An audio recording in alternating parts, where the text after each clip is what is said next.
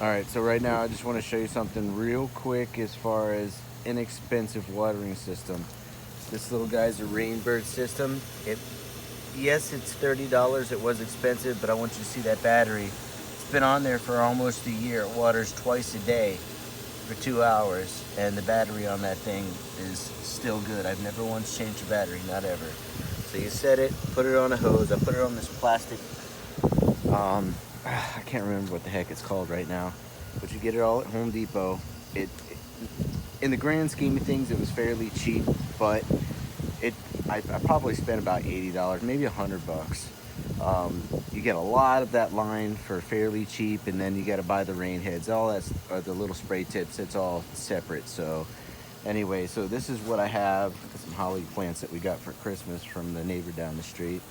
Um, and you can see how it's making my house a little green. So yeah, those guys are fixing to get moved, and we're gonna move them out away from the house. But so it goes all the way down the side of the house, and I just put heads only where I want it.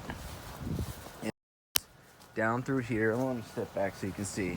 It goes across the back there and into the garden. Once it gets to the garden, as you can see, we're starting some more onions right there. And then it goes down through here, and we can plant whatever. I don't get a whole lot of sun in this corner, so I don't plant nothing there. There's some extra potatoes. We're gonna let those sprout, and then we're gonna cover them up with dirt and let those guys take off. And then we have the garden. But everything gets watered. And it's a very inexpensive setup, and it works. If you don't water consistently, you can just kiss your garden goodbye. So for 30 bucks and maybe $100 altogether just to do a quick garden. And as you can see, that's just 2x4s laid on the ground.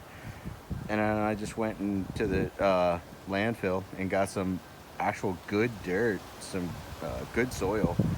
For I think I paid a guy $10, and he filled up the back of my pickup truck. I came back, put it in there, but it's the nutrients that you put in it that makes it actually good. So with the worm bin, that helps. And plus, I had a little fertilizer from a guy at work, and I mixed around in the soil. Nothing major, didn't cost me anything, but that water's big.